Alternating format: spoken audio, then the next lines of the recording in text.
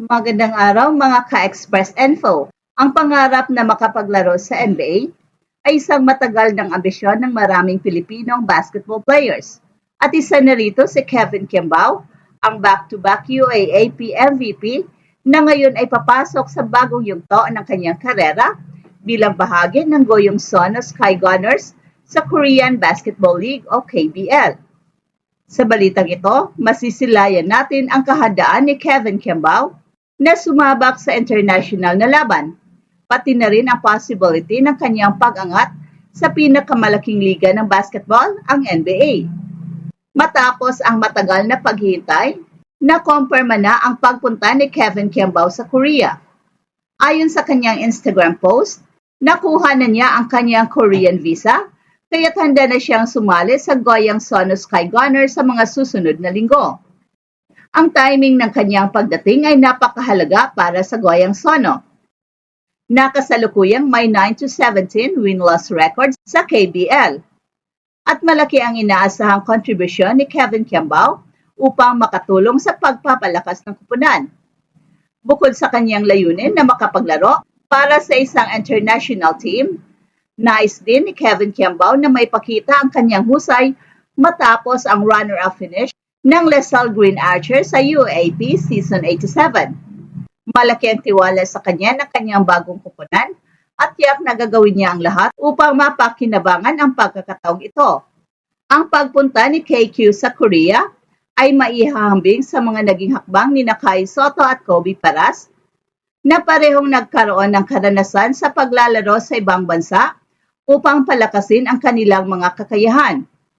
Si Kai na naglaro sa NBL Australia at sa NBA G League ay kasalukuyang naglalaro sa Japan B-League at inaasahang magpapatuloy sa kanyang layunin na makapasok sa NBA. Samantala si Kobe Paras naman ay naglaro sa iba't ibang liga bago bumalik sa Pilipinas. Sa parehong paraan, ang desisyon ni KQ na sumabak sa KBL ay isang hakbang patungo sa mas mataas na antas ng competition. Ang KBL ay kilala bilang isa sa mga nangungunang liga sa Asia at nagbibigay ito ng plataforma para sa mga manlalaro na ipakita ang kanilang galing laban sa mga dekalibreng atleta. At bukod pa dito, maaaring magbigay ng inspirasyon si KQ sa iba pang kabataang Pinoy na nangangarap na makipagsabayan sa international stage. Si KQ ay kilala bilang isang versatile player. Bilang isang forward center, siya ay may kakayahang maglaro sa ilalim ng ring at maging sa perimeter. Sa kanyang panahon sa UAAP, ipinakita niya ang kanyang husay sa scoring, rebounding at playmaking na naging daan upang siya ay kilalanin bilang UAAP MVP ng 2 beses. At sa kanyang paglipat sa KBL, inaasahang magdadala si Kevin Kimbao ng parehong intensity at basketball IQ na kanyang ipinamala sa UAAP.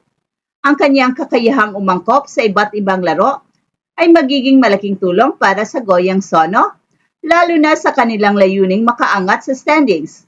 Bukod dito, ang pagiging open-minded ni Kevin Kimbao sa pagtanggap ng mga bagong sistema ng laro ay magbibigay sa kanya ng kalamangan sa pagtugon ng hamon ng paglalaro sa iba't ibang banyagang liga.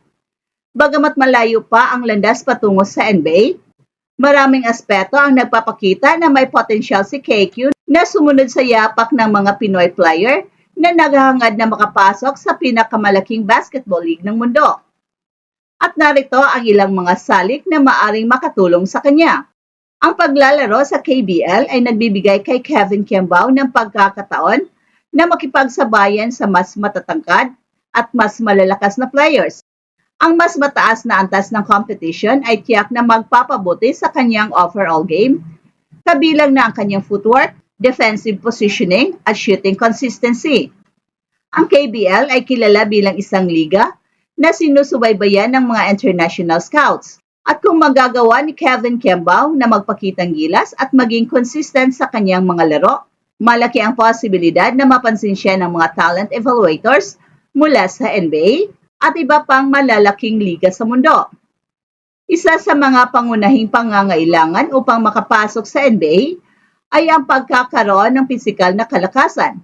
At sa pamamagitan ng tamang training program sa Korea, Maaring mapahusay pa ni Kevin Kembao ang kanyang athleticism at stamina na kinakailangan upang makipagsabayan sa mga elite level athletes. Ang paglalaro sa ibang banyagang bansa ay hindi lamang pagsubok sa pisikal na aspeto, kundi pati na rin sa mentality. Sa kanyang karanasan sa Korea, matuto si KQ kung paano harapin ang pressure at expectation na mahalaga para sa mga manlalarong naghahangad na makapasok sa NBA. Sa kabila ng mga positibong aspeto, hindi maiwasan ang mga hamon na haharapin ni KQ sa kanyang paglalakbay patungong NBA. Una, ang matinding competition sa NBA draft pool, kung saan libo-libong players mula sa buong mundo ang nag-aasam na makapasok. Ang kanyang kakayahang maka-adjust sa mas mabilis at mas physical na laro na isa sa mga pangunahing pagkakaiba ng NBA sa ibang mga liga. Bukod dito, kailangang ipakita ni KQ ang consistency ng kanyang laro. Ang NBA ay isang liga na nagbibigay ng malaking halaga sa mga manlalarong may kakayahang mag-deliver ng high-level performance game after game. Kaya't ang pagsusumikap na mapanatili ang mataas na antas ng paglalaro ay isang mahalagang bahagi sa kanyang NBA journey. Ang paglalakbay ni Kevin Kembao patungo sa NBA ay nagsimula sa kanyang matapang na desisyon na sumabak sa Korean Basketball League o KBL. Sa kabila ng mga hamon ng paglalaro sa ibang banyagang liga, ipinakita ni KQ ang kanyang dedikasyon sa pagpapabuti ng kanyang sarili bilang isang player. Ang KBL ay hindi lamang isang bagong yugto para sa kanyang karera, kundi isa ring malaking opportunity na makilala siya sa mas mataas na antas ng competition. Ang exposure sa mas mahuhusay na manlalaro at international scouts ay nagbibigay sa kanya ng pagkakataong maipakita ang kanyang talento sa mas malawak na audience. Ang kanyang pagsusumikap ay sumasailalim sa determinasyon ng maraming Pilipinong atleta na handang harapin ang anumang pagsubok para maabot ang kanilang mga pangarap. Bagamat bago siya sa KBL, ang kanyang disiplina at talento ay nagbibigay ng kumpiyansa na kaya niyang makipagsabayan sa mga pinakamahuhusay na basketball players. Hey, hey, hey! Attention mga kapatrol! Get ready for an epic giveaway! Once Express Info hits 150k subscribers, one lucky winner will win the incredible Oppo Reno 11F 5G smartphone. Here's how to join. Step 1. Subscribe to Express Info right now. Step 2. Like this video. Then step 3. Comment anything good and positive about our idol Kai Soto. Super easy. Just subscribe, like, and comment.